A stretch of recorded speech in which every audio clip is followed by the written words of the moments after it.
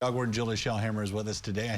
I joked, I said, that dog may have the biggest head I've ever seen in my life. What a good-looking pooch, though, right? Yeah, he is. I don't know if he sees himself on TV right now or just wants to visit with somebody. But he's like, who's that good-looking fella? He's handsome, yeah. Yeah, he just came in yesterday. Okay. He was picked up as a stray. Yeah. No microchip, and the tag's not on the collar. So the owner still has plenty of time to call. Right, and hopefully right. They do call and get him, but it's a familiar situation for you guys, isn't it? Yeah. Yeah, I'm glad these people will call hopefully and get this dog taken care of. But yeah, I mean, I feel like that's the majority of the cases you get. It's just somebody that has a dog that's running loose and they don't come get it. So yep, they get loose, and some people don't think to call our office, which should be the first place they call. Yeah. And they should also be out looking for it. But call our office and let us know, because somebody may have found it and called in and said they have it, and then we can get them reunited.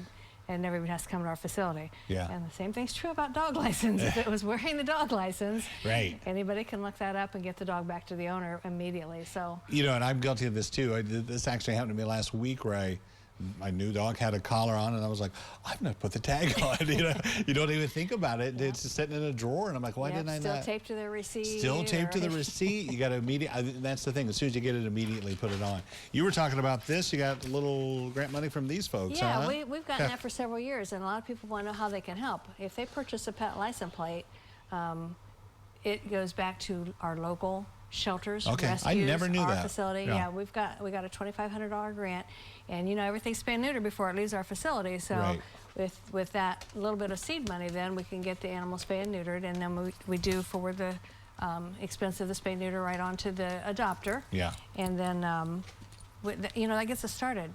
Yeah. So it enables us to spay and neuter every dog before it leaves our facility, and it's been fantastic. So they can donate directly to the rescue or our organization, any of the organizations, for medical costs, for spay and neuter.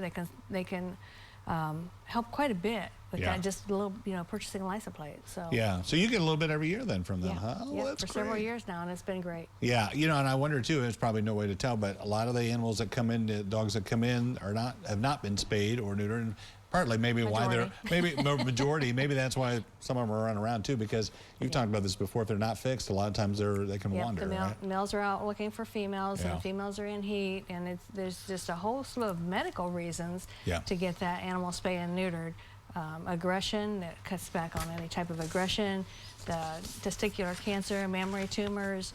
The benefits outweigh any other risks at all. Yeah. And they can check with their veterinarian, but it's very, very encourage everybody to get their dog spay and neutered. Yeah, it is amazing. One of my dogs I had, especially with the medical problems, they can stave those off. But I remember when and I got him as an adult, when he got neutered, I thought to myself, this is a different dog. He was so mellow when he came back. He was still a fun-loving dog, but he was kind of out of this world when I first got him. Right. And testosterone and things will kick in about 2 years old, and that's where we see a lot of the dog bites. We have over 200 dog bites that have been reported. Yeah. There's probably a lot more than that, but over 200 dog bites every year that are reported. So it's very important for multiple reasons to get the animal spay and neutered. And we know warmer weather will be on the way. Dog bites is probably something we need to think about now, and keeping your dog confined and looking out for that kind of stuff. You need to know where your dog's at, make sure it's socialized. You know, a frightened dog or injured dog, they can always bite. Any dog can always bite, even a friendly dog if it's been hit by a car, injured in some way.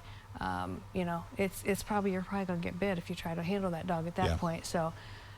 Yeah, check with your veterinarian, see what your dog needs, and there's trainers, there's all kinds of advice that you can get to help socialize your animal, train it, sterilize it, and most of all, have the license plate, have the dog license on the dog. Well, this dog probably could have a license plate as big as he is. He's pretty good size. Pretty good size boy. Thank you, Julie. Appreciate it. Good seeing you. Thank you. Dog Medical News coming up next on In Addition.